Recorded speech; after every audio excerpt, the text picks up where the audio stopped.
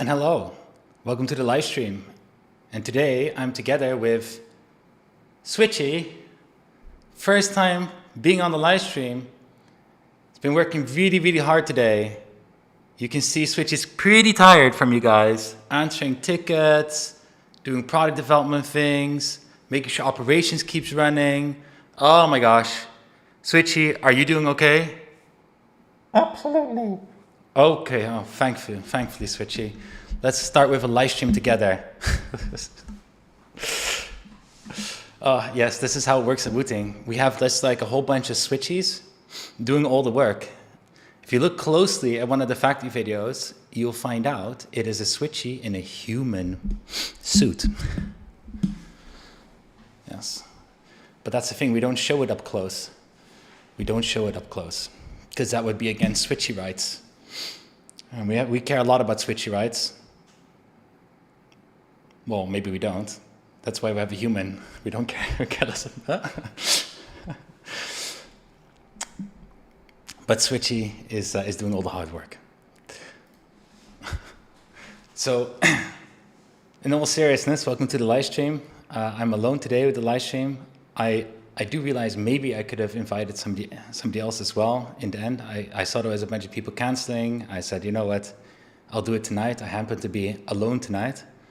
Well, except for Switchy now accompanying me a bit here in the live stream, and you guys now. So thank you for not letting me have a lonely night.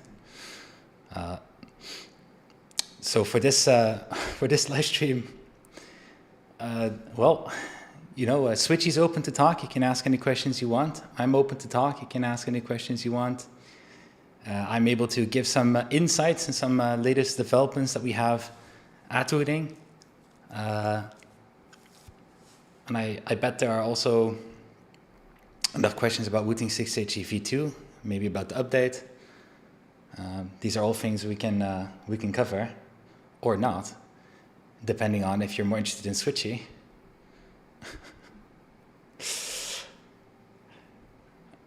Yes, so Switchy also says, you're welcome. You're welcome. The FinTechs. It's very happy to have been contributing. I don't know who knows Switchy yet, but if you're on Discord, you know that Switchy is one of the emotes, and I don't know, I don't want to start calling it a mascot, because I don't want to have a lame mascot, like MSI having the dragon, ROG having that like rogue face or something with, like, I don't know, well, it's not really a mascot in the end, I guess. Yeah. But we all know the MSI dragon.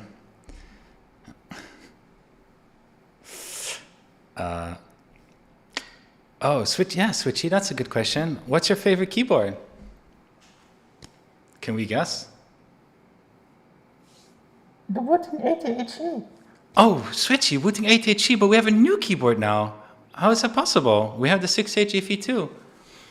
Well, I'm not in that keyboard. Damn it, brought the wrong Switchy to this live stream. We're supposed to be promoting Wooting 6HE V2.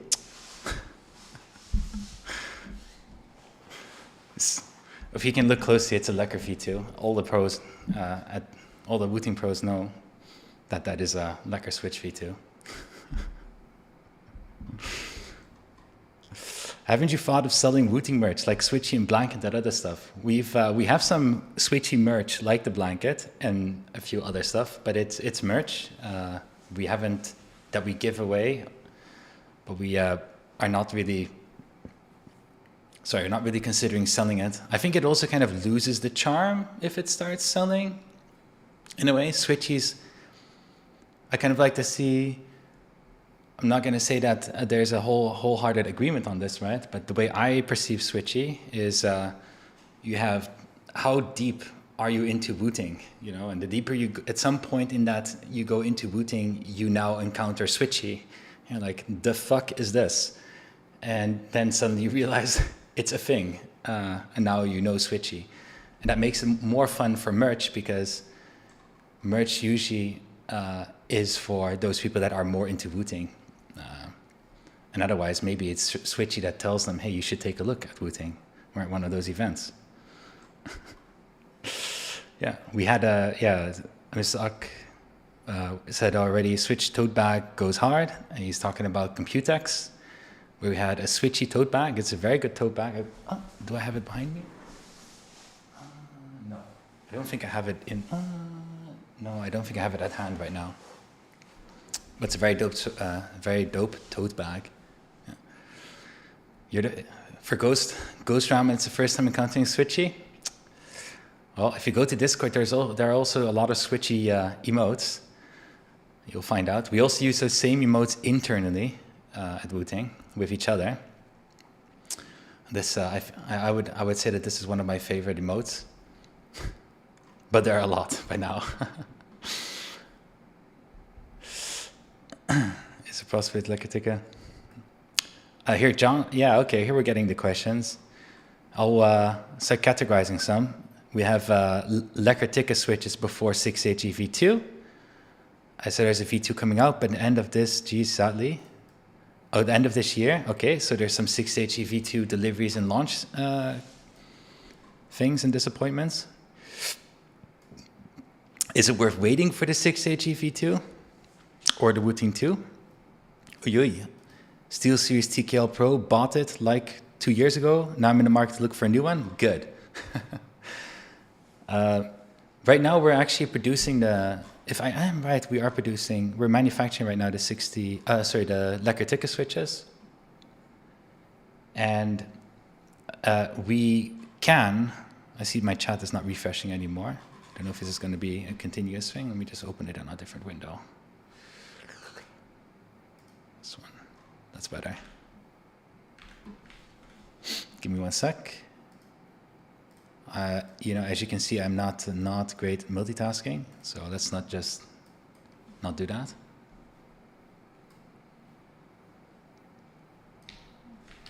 There we go. Okay, so lekker ticket switches. We will release it as soon as we have it in the warehouse. There is kind of a thing where we have 2 molds for this switch. It kind of limits the amount of production we can do. It should be enough for our ongoing productions. I don't know if it's going to cause an issue with the delivery time of the separate switch packs. But yes, we are producing lekker ticket switch now. We're just going to bring it to the store and make it available as soon as we can. It's not specifically waiting for the 6H V2.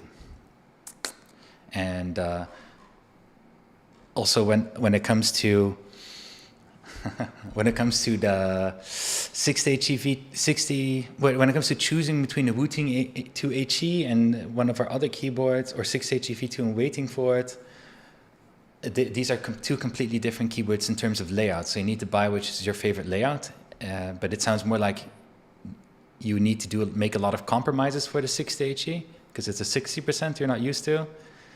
I think it's worthwhile making the compromise. But everybody has their own thing, so.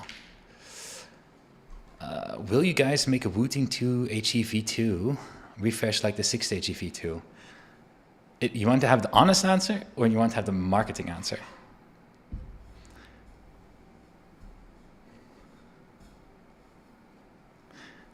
I also see 8HE V2. Are we now going crazy about V2s? Honest? Both? Oh. The marketing answer. Okay, let's do a marketing answer. I need to think about a good marketing answer now, to be honest. Maybe it is honest that I need to think about it for a marketing answer, because we want to sell more Wooting 2HEs. Wooting 2HE, the marketing answer would be Wooting 2HE is super relevant. There's nothing wrong with it. If you're looking for a full-size keyboard, it's still one of the best full-size. It is the best whole effect full-size keyboard on the market. There's nothing that can beat this on the market if you're looking for a traditional full-size layout keyboard. That is my... We don't need a new version. That is my marketing answer. In full honesty, yeah, we've been keep pushing it away. And I think if I'm even more honest, is because we don't feel that the demand for the full size is as large as the demand as our two other layouts, which is now the 60% and 80%. But then again, that Wooting 2HE is getting super outdated. It's also very much my fault that we keep pushing it away. So I'm sorry for that, everybody that love full sizes. I'm just not a huge full size fan myself. So, and that plus that the demand is not very high, that's like 2 minus 2. And that creates less supporters for doing the follow-up development for Wooting 2HE. That, I think that is as honest as I can get. And, but, yes, we are in the meanwhile working on a new concept for a full size because we are always developing a follow-up keyboard, and the full size is definitely a keyboard in our lineup that we want to keep supporting. So that is in the works. It is very, very needed for an update, but it's not something that's, if it would have been released in any kind of interesting time frame, then we would have announced it already.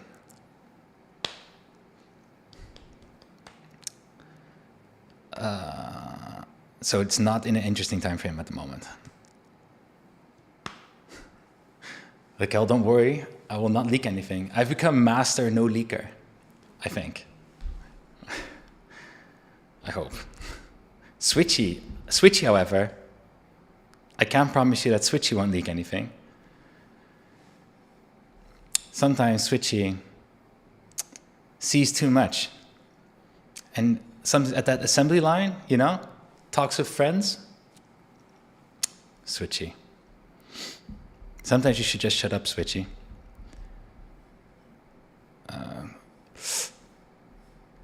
Let's see, did I... Wouldn't Wooting 2 HEV2 just be Wooting 3?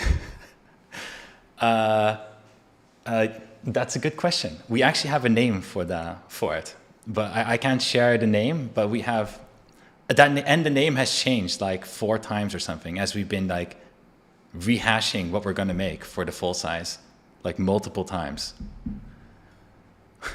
multiple times. But it won't be named Wooting 3. That's what I can tell you. Wooting 2 HE V2 2027 Q4. No, I think that gets a little bit unreasonable. Yeah, but I can tell you the truth is that when it comes to, so I'm not going to say that we have we definitely do not have a perfect flow for product development. There's like a continuous struggle to find a better flow of doing it. I do think we're getting better at it every time. And the biggest thing is that, but then let's say in a perfect scenario, and this never happens, right? We need about 4 months. I should say differently. An idea emerges. It gets more and more tangible. The moment we decide, okay, let's do something with this, you can say it would take like 3 months to solidify something a bit more. And then once we solidified that, we go at least like 3 months. Once we've solidified it, then is when we start kicking it off. And then you can still wait another year before we have production. Yeah. So you can say that every new product, if we right now would think of a new product that we want to do, like you guys are saying, oh, I want to have this full-size keyboard that has like a numpad on the left side and the right side. And I'm like, oh my God, guys, I didn't think about that. Holy shit, great idea. Let's do this. Year and a half later is when you'll see that keyboard. That is also, yeah. Can this be done faster? If it was a very small quantity with very low requirements, you can do it much faster. Yeah. Otherwise, year and a half. Yeah. This is why it's so important to, I would say differently. This is why companies like Microsoft, they have these, I think they're planning like 3 to 5 years ahead. But then it's not like they're already in the like product development phases very early. It's more like they already need to create a roadmap that thinks ahead up to like three years. because sometimes you're also having a gap in, the biggest thing is you would have a gap in how to do something. You need to maybe develop the process. But it's more important is that you have a time frame you can follow for development to meet certain deadlines as follow-ups of one, as the product lifecycle of the old version ends, or an introduction of a new strategy of where we're going to bring the company can start coming in. So just to make you aware of how long it can take sometimes with product development. Oh my God. I see there's still so much about hating the number 3. Kind of hating the number 3. There is no Wooting ATHE V2. Yeah, so no, there's no Wooting ATHE V2. No, if we would do a next Wooting ATHE, it would be a plus, not a V2. So you're asking the wrong question.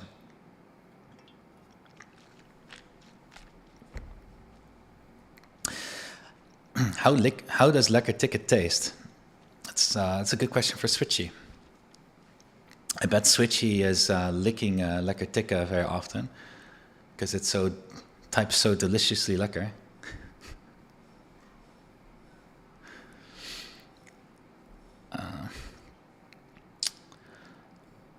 How hard would it be to get a Wooting 2 just with the lekker tikka switches? You just buy the Wooting 2 HE with lekker tikka switches together. Yeah, you have double the amount of switches. I would have to say though, even if when we come, let's say we have a new full size coming out, we've had this debate. Should we release a new full size? When we release a new full size, hypothetically speaking, should that come with a module option?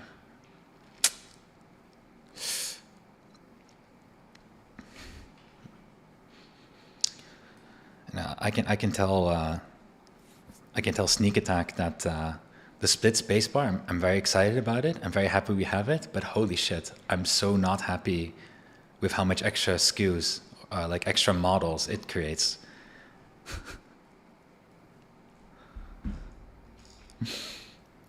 So I see yes, please. So, okay, I should say, if it's with a module, what is like the major attraction point for you when it's with a module? What would be like the major thing why you feel like it needs to come with a module? Would it be something, so would it be that you would have expectations for third-party cases? Is it just because of the switch options? What is a module? That's a good question to ask in this case. So, I can show you what a module is. Here I have 6HE V2 split spacebar. That's what I'm using myself. And now I took out what is the module. No case. So and if you have an actual module product, there's also no keycap and no switch installed. Those are two separate parts you can buy. So the module would only be the switch plate, anything in between, and the PCBA. That is the module.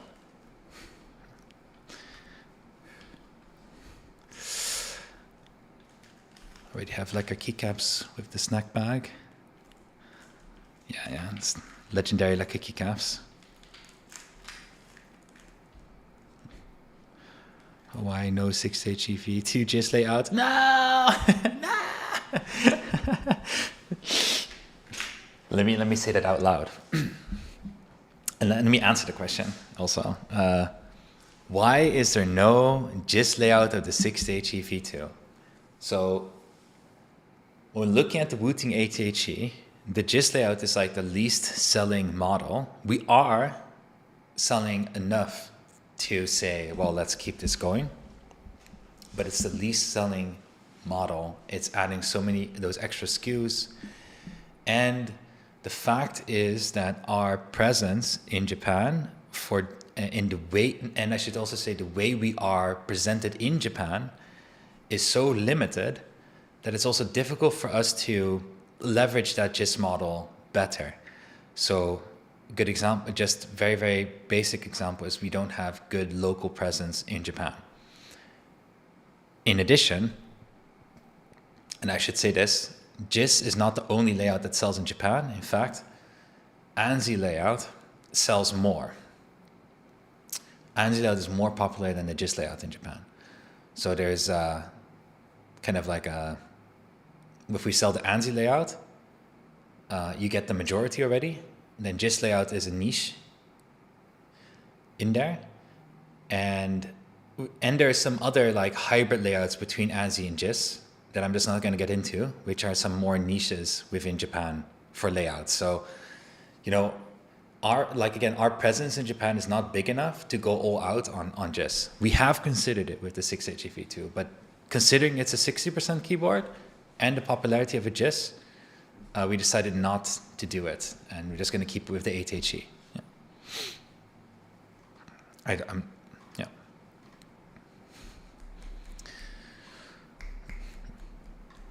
Send Sander out on the street with little handcart, haven't spread the word of Wooting.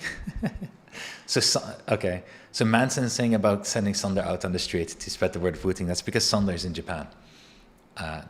Mr. Silly Voice video editor and presenter on our YouTube, Sander. Let me see. Can someone? When will we support? Okay, so I saw Miyuki. You had a question about sensitive settings and software. More sensitive settings on the software and the keyboard. Let me see if there's something relatable. Make a battle station.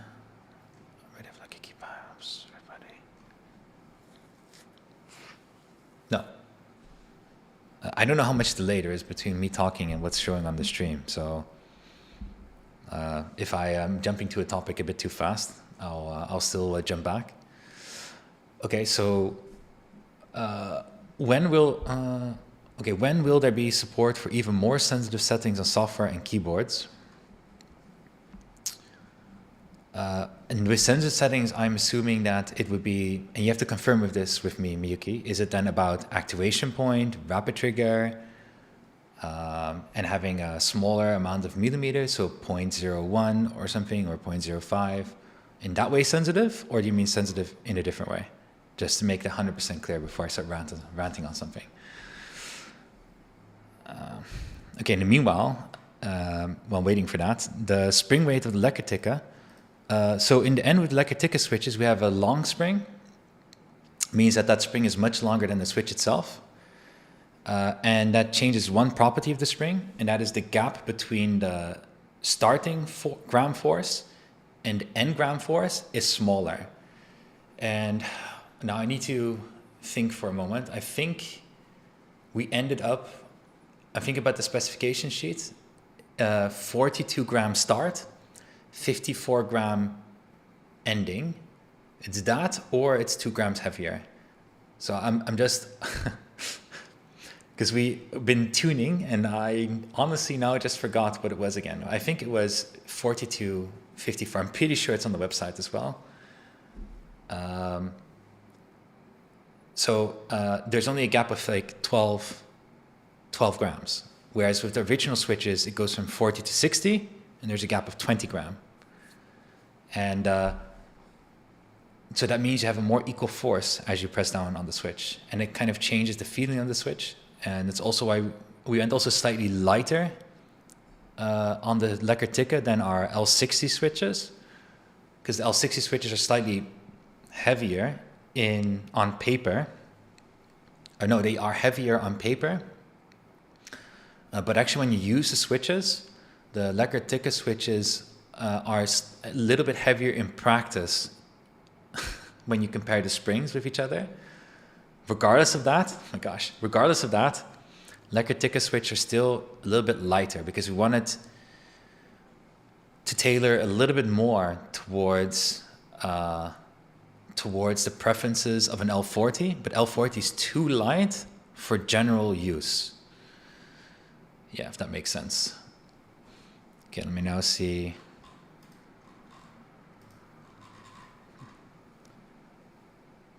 So lower millimeters for rapid trigger and activation point. All right, okay, cool. Okay, so I'm going to divide that into 2 sections. Section 1 is just to give a straight answer. Having lower millimeter options or more sensitivity for rapid trigger and activation point. We will actually release a update for the utility that will allow you to lower that sensitivity for activation point sensitivity to 0.1. For rapid trigger, we have no plans, and I think Simon is also in this chat. We have no plans to lower that further. And what is more important with an update, oh, sorry, I say activation point, but I should have said rapid trigger 0.1 millimeter. So anyway, activation point and rapid trigger 0.1 millimeter. And I'll get into a moment why we don't go lower. In that update, what is also happening is we're going to increase the... Shit, I need to think about for a moment. If it's accuracy or precision in the context of this topic. I know. Both. It just comes down to, so let's say a piece of precision is, we say 0.1 millimeter, then when you press the switch, it will actually actuate at 0.1 millimeter. And now Simon needs to help me a bit between that difference again, because I keep missing out on it. Where I would say, when it comes to accuracy, is that for every time you would press it, it would consistently also happen at that point. But that interpretation might be different from somebody else later in the chat. Cross some wires here, I think we're... Accuracy probably? Yeah. I don't understand why my chat keeps slowing down. Okay, here. Okay, but the point is, with this update, the major thing with this update is that we're going to have a switch selector. You can select specifically which switch you are using per key on the keyboard. And the difference that it will make is that we've actually tested those specific switches and created a custom curve for that particular switch. Custom curve with that. Oh, accuracy. Okay, thank you, Simon. I'll get into that in a moment. Okay, so it will align with that specific. So we've tested that switch, and the curve will 100% start aligning with that switch. Even better, and in addition, it gets even better for our existing V2 switches and also lacquer ticket switches. And that's because the way we do the testing of these switches now, we have standardized it, and we're able to verify now real world results with, let's say, keyboard results, and find out what is the accuracy and what is the precision. And we're able to tune that. And Simon, correct me if I'm wrong, but when we've been testing this now with the Lacquer V2 switches, and we're doing this test, there's a tolerance of 0.02. Is it 0.02 millimeter? Right, and we're able to deviate, and for some reason it's only deviating 0.01 millimeter. Yeah, 0.02 for the machine. Okay, great. Yeah. So what does it boil down to because I see that I'm confusing myself for a moment because I'm trying to get it right with precision and accuracy as well. And Simon is already bringing up resolution is part of it. Okay. I should start rewording this then. Imagine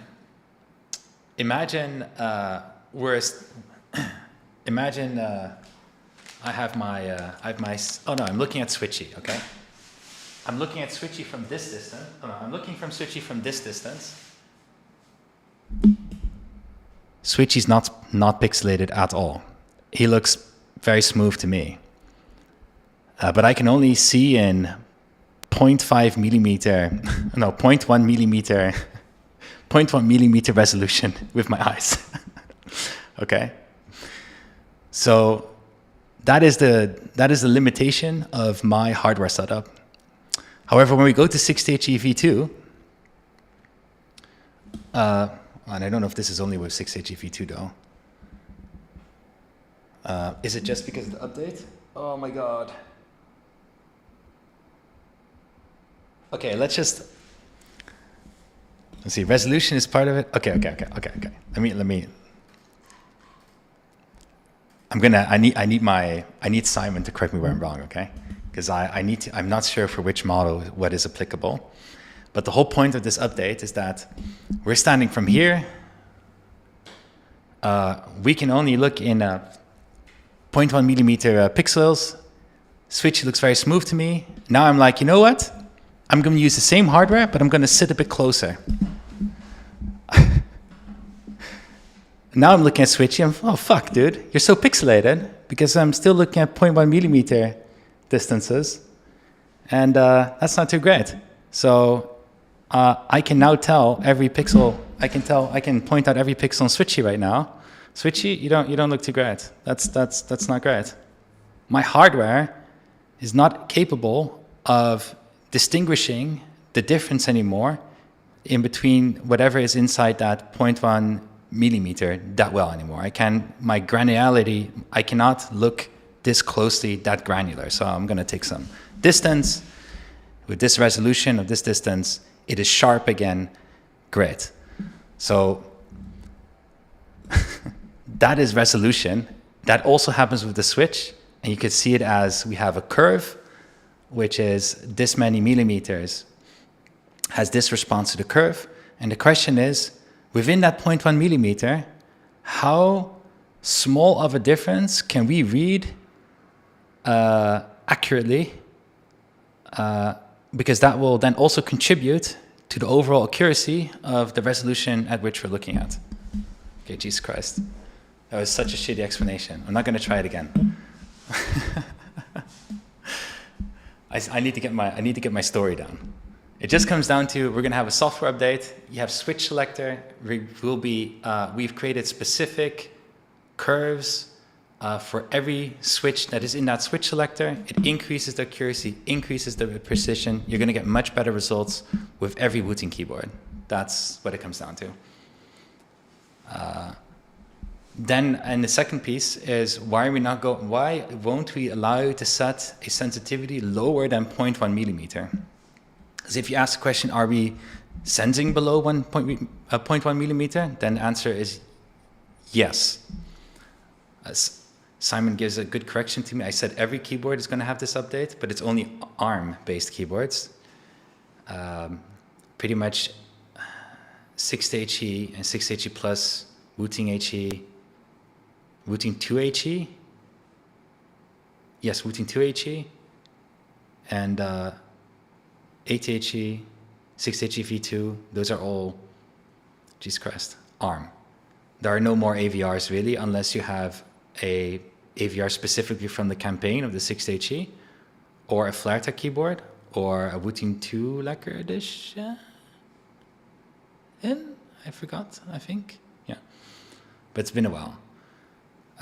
Okay, so the second thing, why we don't go lower than 0.1 millimeter is simply because we can actually sensible point below 0.1 millimeter, but it's just completely pointless to go any more sensitive than 0.1 millimeter. From our viewpoint, what happens if we allow you to set anything lower than 0.1 millimeter, we need to start introducing a new feature. Are you ready for this feature? It's a really cool feature. You might have heard of it. It's a really cool feature. You ready for it? It's called dead zone. Okay. Now, why would you have a dead zone? A dead zone setting. Oh yeah, dead zone. Because your keys are too sensitive. Maybe your keys are too sensitive and they're too easy to trigger. So let's add a dead zone so it's not that sensitive to trigger. Yeah. So dead zones, yeah. We don't do the dead zones. How about we don't do the dead zone piece? And we just make sure that when we say 0.1 millimeter, it does exactly this every time reliably with the highest amount of precision, highest amount of accuracy, every time reliably without failure. I think that's going to be a lot more important than the lower sensitivity, because the lower sensitivity, the only thing that I think people really want to see is just to do a specifications comparison to feel like that the capabilities of the keyboard are so amazing. But real world practice, it has absolutely zero function, like zero. You can have the most sensitive keyboard in the whole world, but it can be the most unreliable keyboard at the same time. And that is a problem. And that's exactly why we don't go lower than the 0.1 millimeter, even though we could. He said is that that zone could have triggered a very long rant. I didn't do it. I stopped myself. Well, what does it mean? What mean of that dead zone? Okay, maybe I should explain dead zone. Dead zone is basically saying, hey, in this area, don't do anything. It's dead. So it originally comes from, for example, if you have a joystick. When you have a joystick, when you don't touch the joystick, you have something called joystick drift. It basically means that the joystick is never 100% perfectly centered, and one of the sensors is going to pick up on the joystick slightly being slanted one way or another, and that will result in some kind of movement happening on your screen because, you know, it's picking up a signal in a certain way. So to counteract that problem, you can add a dead zone saying that, okay, in this area, no matter how the joystick is angled, don't do anything. You can, yes, stick drift, yes. So you can also have the same situation with our switches, but then you just put it this way. You have your range of pressing. You're not pressing the key. However, the key starts to get phantom presses for whatever the reason might be, right? Maybe not calibrated well. Maybe your environment changes because you put your phone nearby your keyboard, and you have your sensitivity on 0.00001. I've seen recently on Twitter. Amazing. It now starts activating your key, and you're just like, damn, I want the 0.0001 sensitivity, but I don't want my keys to accidentally activate. So what you do, you add a dead zone. So now your dead zone is going to be, for example, 0.1 millimeter. Okay? So now you press the key, nothing happens for 0.1 millimeter because that's the dead zone. Okay? But you have your sensitivity at 0.0001 millimeter. Wow. So what happens once you pass by the 0.1 millimeter, then it will start to activate the key. That is effectively the same as a 0.1 millimeter activation point. Just to point out this part. Dead zone.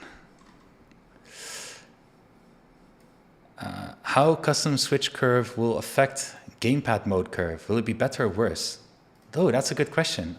I mean, I've not tested that. In theory, you should get a better response, but I think what you're looking for is maybe more granularity or like more capabilities of maybe modifying the curve. Maybe you're looking for something else specifically. Because in general, the responsiveness of the curve should be better, but I don't think it's going to be anything that is even when that update comes out, and it is the case, right, where accuracy and precision increases quite significantly, you're only going to see the difference in speed tests. You're not going to see I don't think you're going to feel real world changes. If you do, I would be very interested to know. Yeah, I'm just very doubtful you can actually notice that to that degree. There's a piece of Korean there I'm not able to read. I'm very sorry. I just don't know.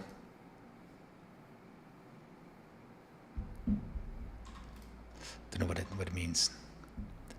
That means I don't have anything to translate that hand. 64 supports the biggest one. Oh, I see that others are already answering in Korean. Okay. Why rapid trigger is 0.15 and not 0.1? Okay, so Lewis, we are going to update rapid trigger to 0.1 millimeter.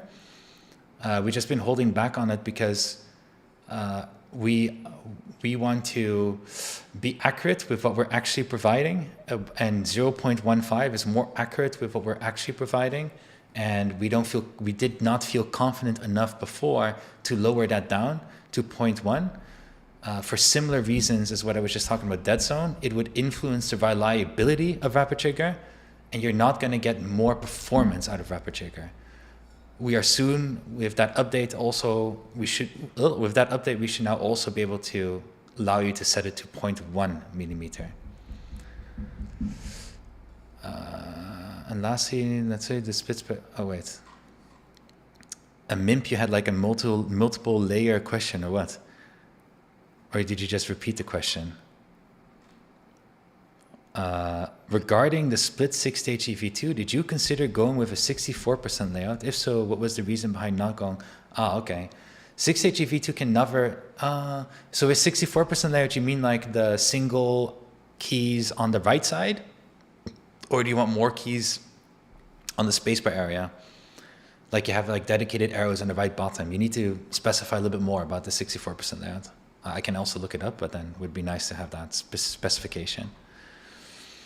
Oh, a 64% supports the big and small knob. You can either choose arrow keys or the big knob, whereas 60% only supports the small knob. Is that true? Let me take a look. Also don't know I also don't know why you'd want to put a big knob down there. Let's see, 64%.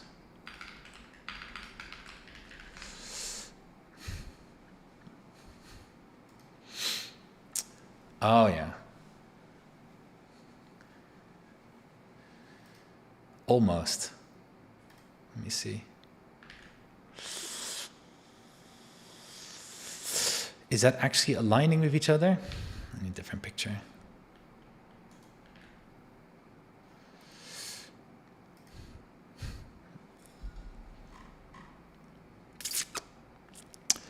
Oh yeah, you would just be able to put a big knob there. Yeah. Is it though? Because that one needs to be smaller. Hold on.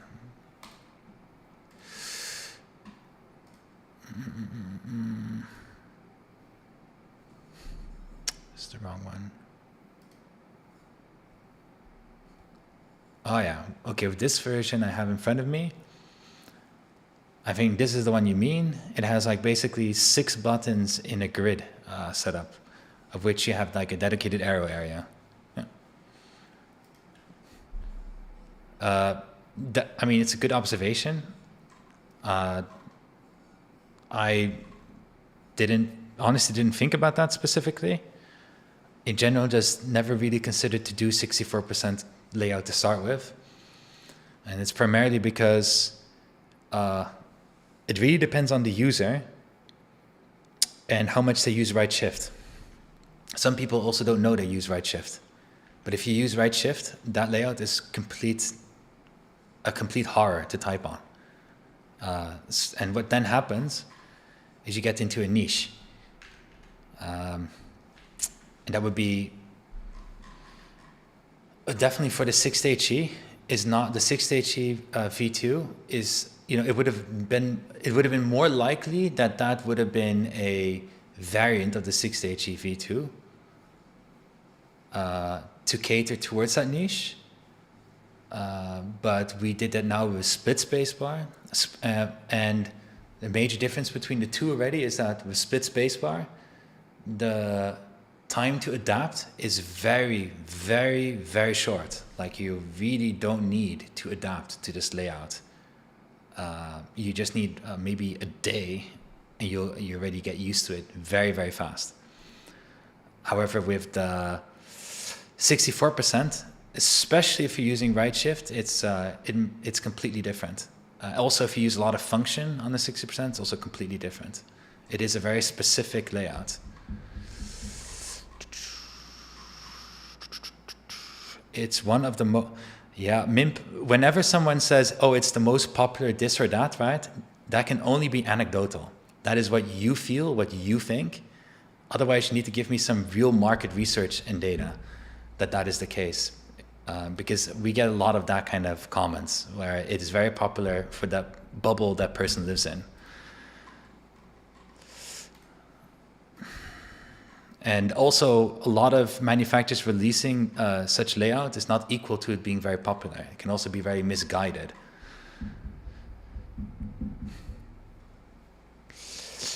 The mounted brands. There, that's what I thought. The amounts of brands selling them, I mean. Yeah, and those are, the majority of those brands are Chinese brands.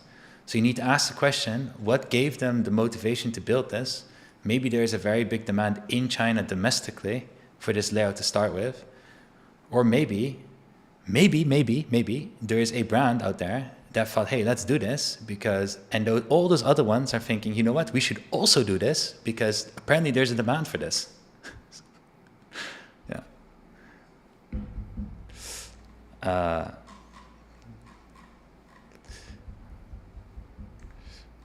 That's why I don't want to be too, I don't want to undermine your comment. I think it has validity. I'm not saying that 64% is not a good layout or that it is not a interesting layout to do or there's no market for a 64% layout. It's just that with those kind of things, very often it's anecdotal. It needs more weight. Otherwise, it becomes very simply, there needs to be enough animo within the Wooting team and enough customers asking Wooting to please make a 64% layout, and then we do it regardless of this.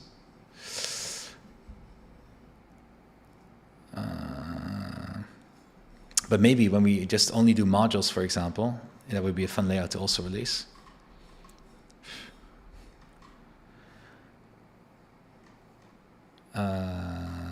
Okay, the green addresses. Okay, we're gonna hurry up with the 6H EV2. Did I miss anybody? Very. I don't know if I missed somebody here. For SHF about pricing for the 6H EV2 and any updates about the V2 cases. Okay, so right, we didn't share any prices and about cases. I can share a little bit more about the 6H EV2. I can share one thing that is not in the update that we've planned, but and it won't be in the update we had planned, but it will be the follow-up of that update. I'm not allowed to leak? Oh, Jesus Christ. we we confirmed it though. No. No, I don't leak. Right, Switchy? I don't leak. No, Calder doesn't leak. But yeah, that's right, Switchy. So Switchy, let's just not make sure we don't leak anything, right? Definitely don't talk about that time in China, Yeah. Oh. You mean when we checked the coatings? Yeah. That time. Just don't talk about it. Oh, the coating is really fucked up. Oh, what? No. Switchy, you can't talk about this yet. We're not ready for this. Okay. I think people are not ready to talk about this either. Yeah. You mean that we're going to use anodized cases? Oh, Switchy. Nah, Switchy already said it now. Now I might as well clarify. Damn it, Switchy. Why did you have to leak that? Jesus.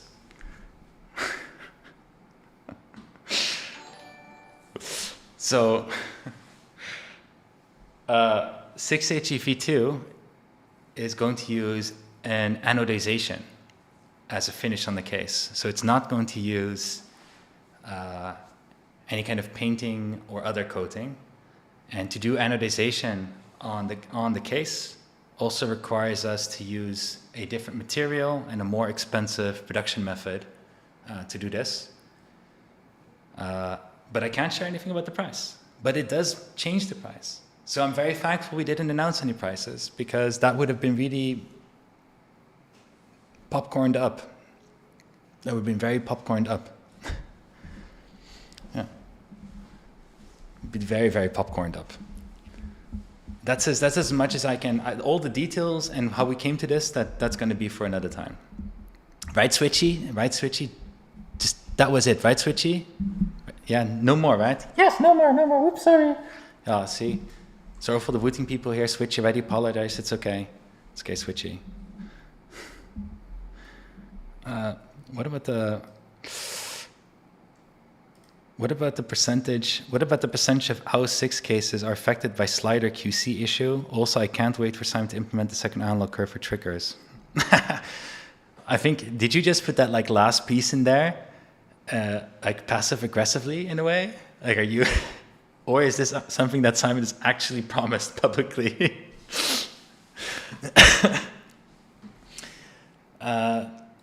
Okay, I don't, the percentage of our 60 cases affected by the slider issue, I don't have an exact percentage. Oh, he actually, okay, Simon did promise it. Okay, well, good. I'm also looking forward to it. Now we're going to hold Simon on that promise. Did Simon say when he was going to have it? Oh, he doesn't remember already. Uh-oh. Uh-oh. Uh-oh. Do we have a recording of this? You have like a screenshot on Discord, something. You did after doing the switch selector. Ooh. Okay, I think there's a big list of promises after the switch selector already from Simon. His map is super duper full, dude.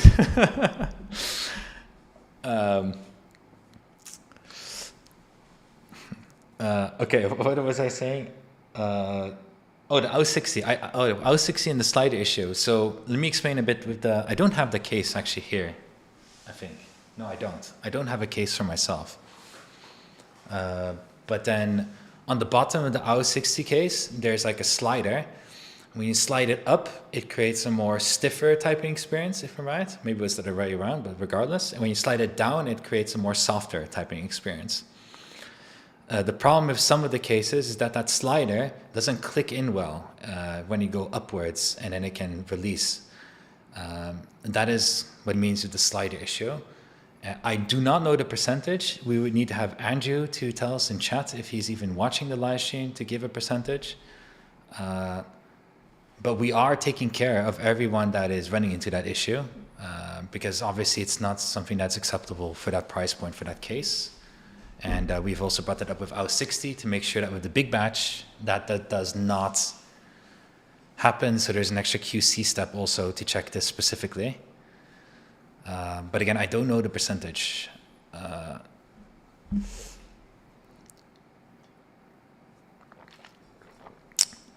You didn't check your second case? All right. Yeah, I also don't know. Yeah. I haven't gone into it specifically, but it's already not a good situation if it's only we only shipped 200 keyboards, and then having this even for, let's say we had 5 people, that's not good. So, you know, I'm very happy we're able to discover this with the first shipment, because we have a bigger quantity coming. And we definitely don't want to be running into this continuously.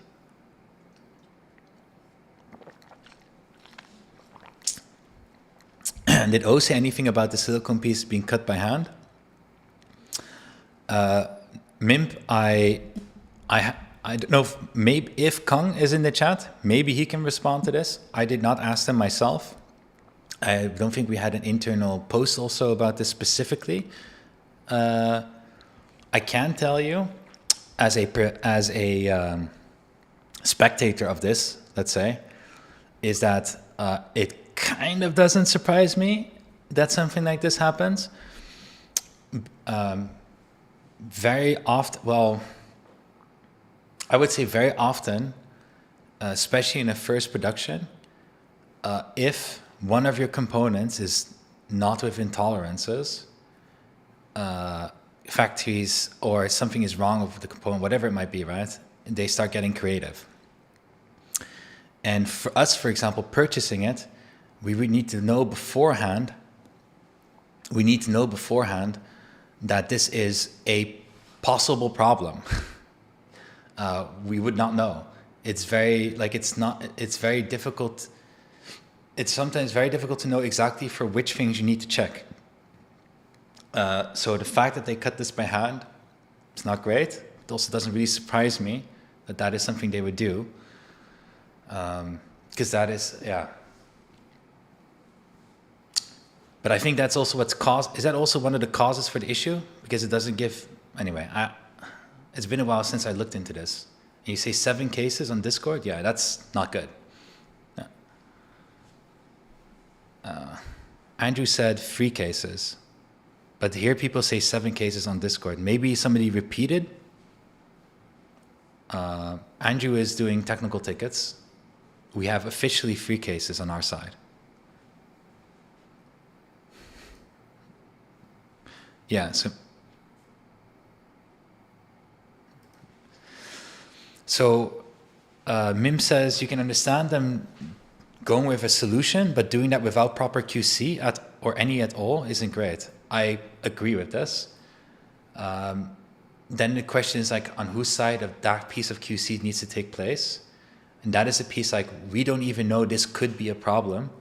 We don't even know that they made that cut. We are not on their assembly line because it's essentially not our product. So we also don't know. We need to check for that in the final QC when doing a full product check. Could even be that in a full product check it gets missed because it doesn't check like literally every product doing the final check. When production is going to be, you do a random sample check. If any issue arises with random sample check, you can already assume that you're going to have that same issue in a multitude of the quantity. But this is something that if they made the decision to make this change, and they know that this could impact the slider, then that is something they should be checking on the assembly line on every model.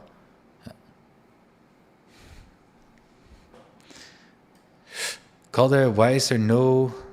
Oh, it's 7 on this one. Wait, who asked about the V2 case, aluminum case? Was that also SHF?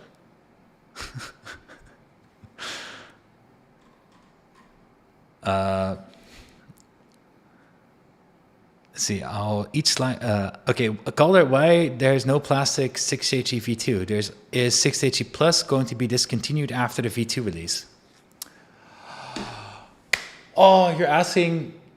Okay, well, that sounded a little bit bad, but you're asking some good questions. Those are the right questions to ask. We asked that question ourselves as well. What should we do? What should we do? What should we do with the 6HE Plus when the V2 releases? Now that we have a metal V2, but specifically with this production method, it's getting more expensive than what we had targeted, but we can't do it otherwise because there's no other way of producing it now. Let's put it that way. Can't lower that cost further. What are we going to do when it comes to the V2? We're going to have only the metal case. Should we be introducing then a plastic version as well?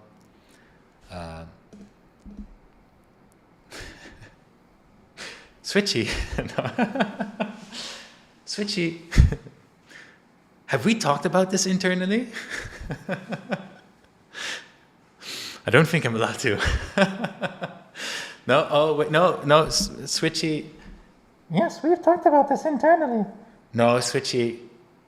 I'm gonna stop asking this to you, Switchy, from here because I think this part we're not ready for it. Yeah, we're gonna have to keep that part for later, Switchy. You mean? No.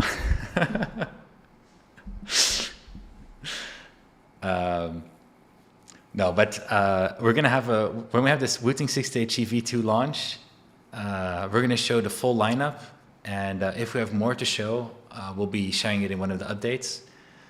But you're asking the right question. We do want to make sure we can still meet the same price points that we have with the 680 Plus. We also want to make sure that when it comes to 680 Plus, also I need to emphasize that as soon as the V2 is out, 680 Plus is also obviously still going to carry forward like all our keyboard models for multiple years on all fronts when it comes to software, updates, compatibility. It's not going to be lagging behind on anything. But we also, at Wooting, have also kind of don't want to stick around. How would I put that? We want to make sure we also keep our focus when it comes to product development and developing new hardware, to make sure we keep focusing on an increasingly better amount of hardware. But that's different from saying when it comes to compatibility of software. With software, we try to keep the compatibility as long as possible. And of course, also we have the knobs, for example. We also want to make sure that the hardware compatibility is as long as possible. Yeah, see, I'm trying to share as much as I can. So badly want to leak, yeah. Yeah, that's as much as I can say.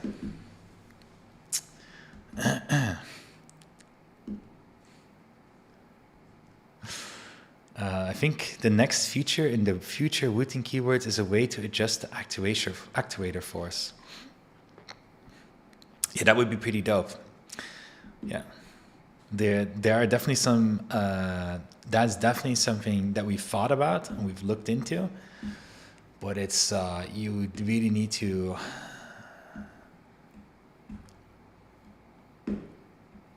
Let me put it differently. We're not smart enough yet to crack the code in how to do that in a reasonable way that is end consumer worthy.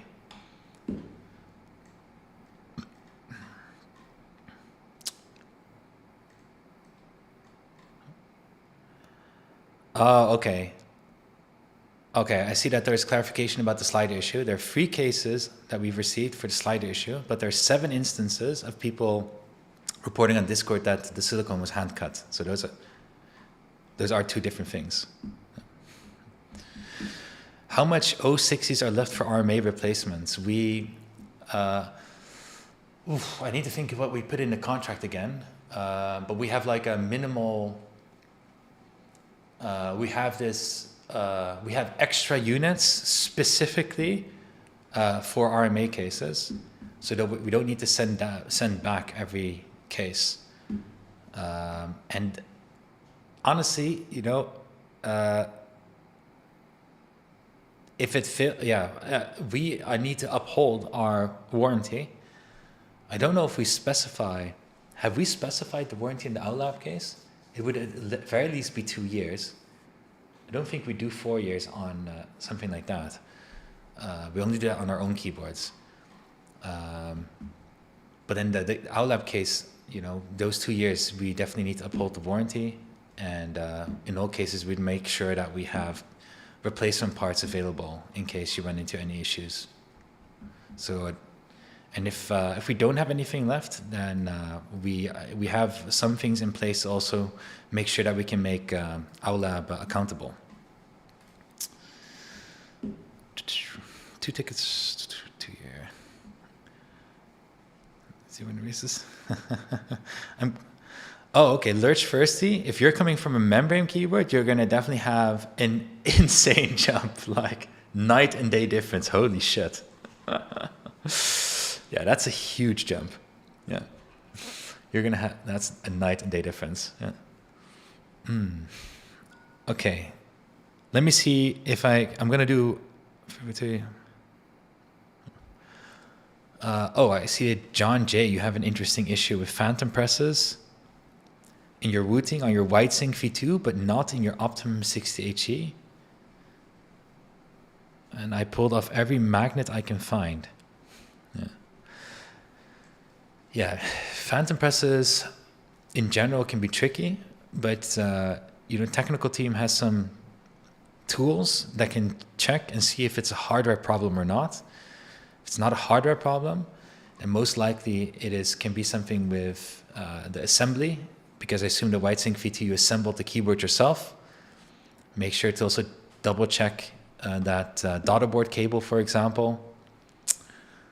Also double check in regards to how you do the whole connection of your ATHE to your keyboard to your computer.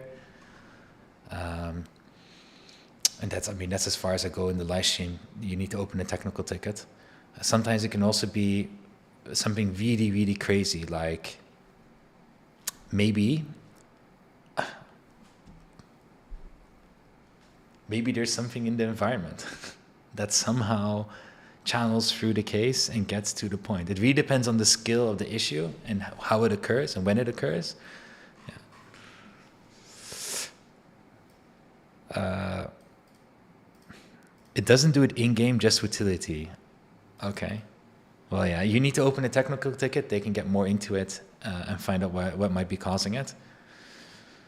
Thankfully, it doesn't occur in the game, by the way. Mimpy to do. Okay, I came from a 10-year-old, 120% Logitech keyboard. Oh, yeah. Yeah, so Onyx has a good reference for you then, Lurch Firsty. Yeah, it makes a huge difference. Yeah. Okay, when will Switchy start moving and doing animation on stream? You know, don't you have those like follows your face, animates something on the stream thing? We should do that for Switchy, and then we just get like Sander, for example, to act as Switchy. He can make all the faces. VTuber Switchy, yeah. Oh, that would be amazing. That'd be so funny. Then Switchy, can really be part of this live stream. Oh, that'd be so much fun. You know it's expensive. Oh my gosh! Don't tell me it's expensive. You know what we'll just do? We have like a static image of Switchy. Then we have like a mouthpiece, and we kind of like only do this here.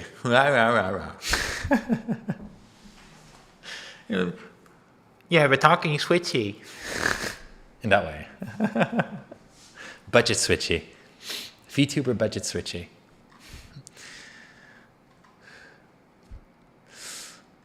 All right. VTuber model for cheap one is like $5,000 for a good one.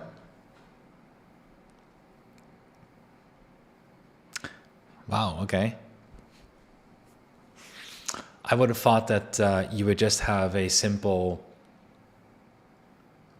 that you would have a software application that is relatively affordable, and then you just have something like AI to create all your images, unless you want to have something very specific. Yeah. But even so, you can just have a Switchy image and just let an AI do all the different emotes, or in that direction. Yeah. You can always make your own. VTuber software is free to use. Okay, there we go. That's already a good start. So then it's more about the animating, making all the, I don't know what kind of files it requires, but the making of that piece. STEM physics are important. Is that in relation to the stem of Switchy moving up and down while I was also talking? That would be fucking insane. Switchy getting angry, and then he's fuming with the switch, like the stem going up and down. I don't agree. Okay, I'm imagining a bit too much. I'm gonna start wrapping up this live stream. Raquel can make it happen. Oh my gosh, Raquel. Just give me the budget. Raquel, so tempting. How much budget do you want, Raquel? How much budget do you need? What's your budget proposal? Give me budget proposal.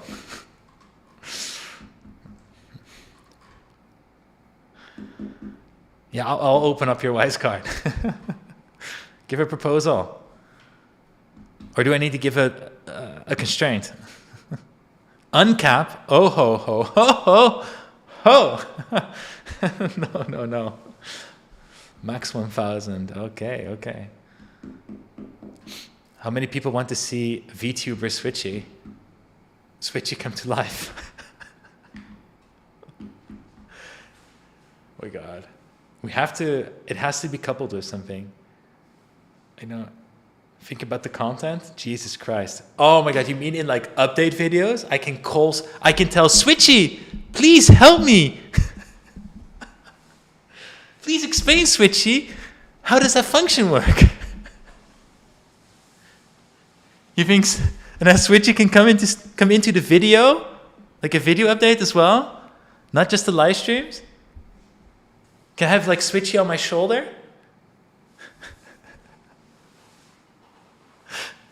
Can I have like evil Switchy, angel Switchy, devil Switchy, telling me different things? Okay, I'm pretty game for this. It's Switchy pops up in the utility, like old Clippy. Oh gosh. Okay, Raquel, I'm very tempted right now. Can we okay, I have it. I assume we're going to make a launch video for the 6H VTuber when we launch the sales. That is going to be differently aimed. Can we have Switchy in there? Is Marco here?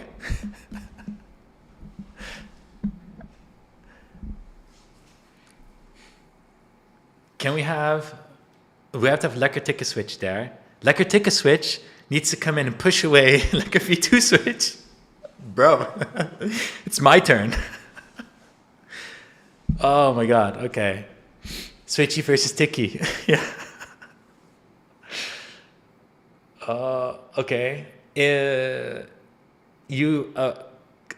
you can couple this with launch video, 6H V2, blend in the budget. Let's get animated Switchy going. VTuber Switchy. I'm very game for this. I mean, there's one thing to animate it for a video, I guess, specifically. There's a different thing to do the VTuber thing, but still.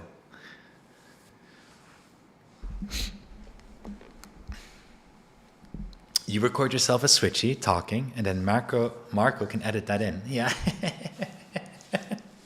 It would be the best for like facial animations and everything, right? Oh yeah. Yeah, I'm totally game.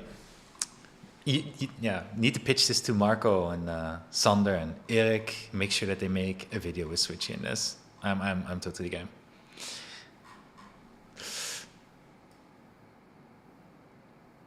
Yeah, we don't need to animate if you have the VTuber model. Yeah. I think that's more fun because then we can more dynamically use it, and we don't have a huge production for every video if we want to put in Switchy. Yeah. Hello, Keen. But okay, I have 5 more minutes. 5 more minutes, I'm going to close it down. I'm going to head to bed. I don't know if this live stream was any good. I hope people have gotten at least some insights. I mean, I can capture some final questions before I start closing it down. You can also still ask questions to Switchy. Right, Switchy? Yes, you can ask me questions. But no leaks.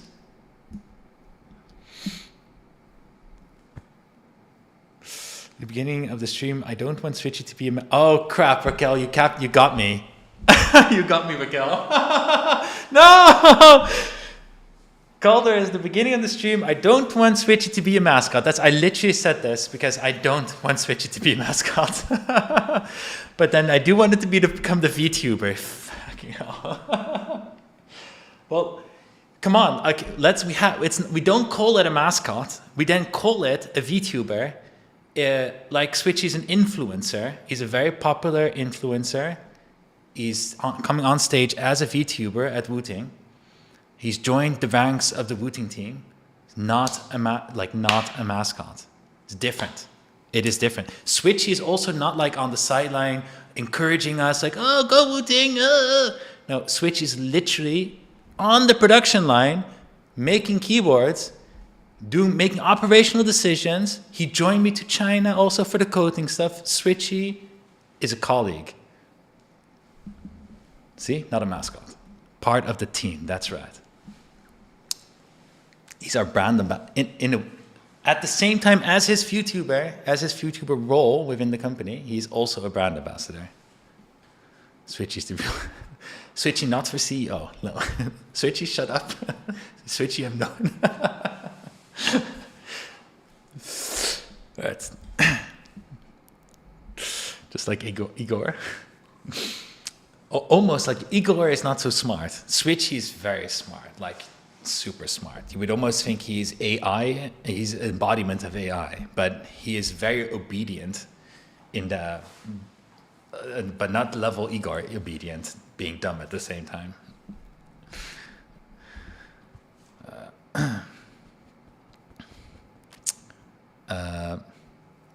Oh, the topography thing on the background of the overlay, that is actually from, that are the magnetic waves that we also use on our magnetic wave keycap set. It's something that we made, that Erik made at one point, I think. I don't think it's a template thing from somewhere. Yeah. All right, hey, Basil Day. Okay, one question. What will be the price of the V2 because I need to save money? Shit. We had the question earlier. I can give you the short answer. We have not announced the prices yet. I can talk in relative terms again, where relatively speaking with the V2, we wanted to make it a little step more expensive than the 6HE Plus. So we're not making a big gap. But we were running into a coating issue. And if we could not meet the expectations of that with that coating, then we would start using a different production method, and that production method is more expensive. We're going to use the different production method. It is going to be more expensive. But for people like yourself, also, we had a relevant question in the live stream, whereas I'm not leaking. We've also thought about this situation. So that is as far as I can go. And will the knob come in white? We have actually, because of the popular request, kind of because we try to do everything with at least a light and a dark version, but the knob is also in the works with a silver version as the white version. Because it's made of aluminum, the knob on the top. It's made of aluminum, and aluminum you can paint it white, but we're anodizing it, and you cannot anodize white. So it's going to be a very, very bright silver color, similar to what we do with the 6HEV2 anodization, being a very bright silver. In certain light, it almost looks like white.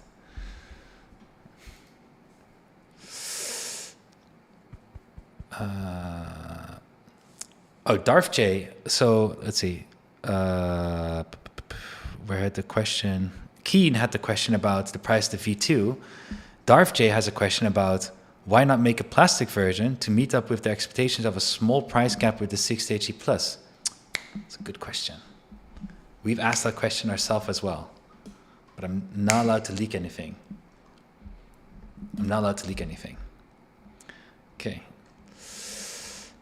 Unpainted metal goes hard too. Yes, it is true. I kind of like to refer to unpainted metal to raw versions, but you still need to do some type of coating. Yeah, you still need to do some type of coating, otherwise you're going to get a corrosion on the metal. So the coatings help with the durability of the metal.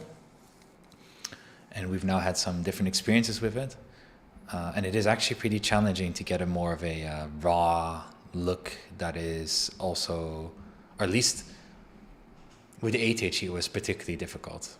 If the case shape is very simple, or the shape is very simple, or even if you have like a very flat piece of aluminum, especially if you have a very flat piece of aluminum, for example, it is very easy to get more of a raw look and with a coating around it. But yeah.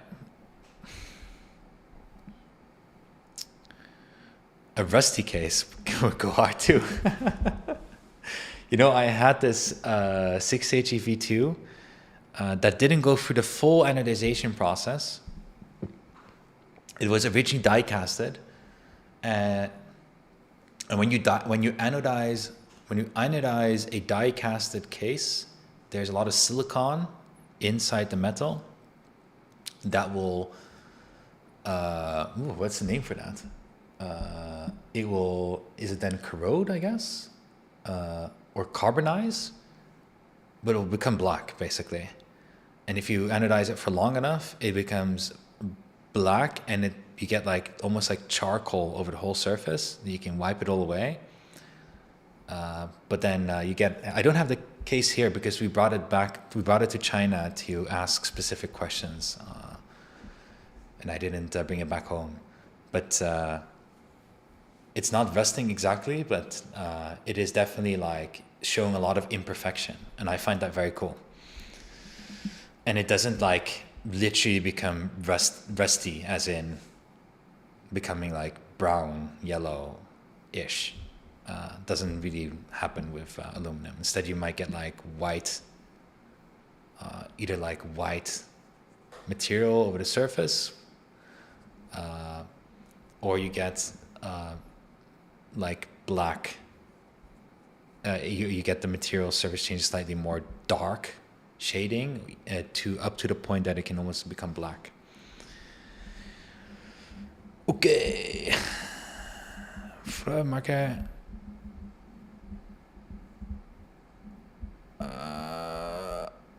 Okay, so I'm going to do this last question because Keita just joined the stream and I was just about to close it. Keita says, I've recently gotten my first PC and I ordered the Optimum full set. Full set, I assume it's like a module, the case, and the keycaps. Is any type of additional information I should know about the keyboard? In your case, you need to assemble the keyboard yourself. It is very easy to do it. I think there is a QR code inside the box of the module. Scan that QR code to see our quick start guide for how to do that. You barely... wait, I say that. There is that, but actually, I don't know. Well, I'm just thinking. Optimum case has a few ways. Let me think. Optimum case has a few ways of installing the module inside. There is a specific video we have on YouTube for how to assemble the Optimum case together with the 60HE. It's not difficult, but if it's your first time with this kind of keyboard also, I recommend you just watch the video. It's very informative, but it's also very simple. For them, okay. Okay. Thank you all for joining the live stream. I also want to give a special thanks to Switchy for joining us today. Thank you, Switchy. It was my pleasure. I'm very happy to hear that, Switchy. That was your pleasure. It's very fun to stream with you, Switchy, especially when I can shift away some of my leaks, Switchy stuff. Hopefully we're going to see Switchy in VTuber style for real next time. Thank you all in chat for asking questions and being helpful to each other. Also, thank you for my Wooting peeps for joining and helping me. And see you in the next live stream or maybe an update. Until then, have a good night and see you if I find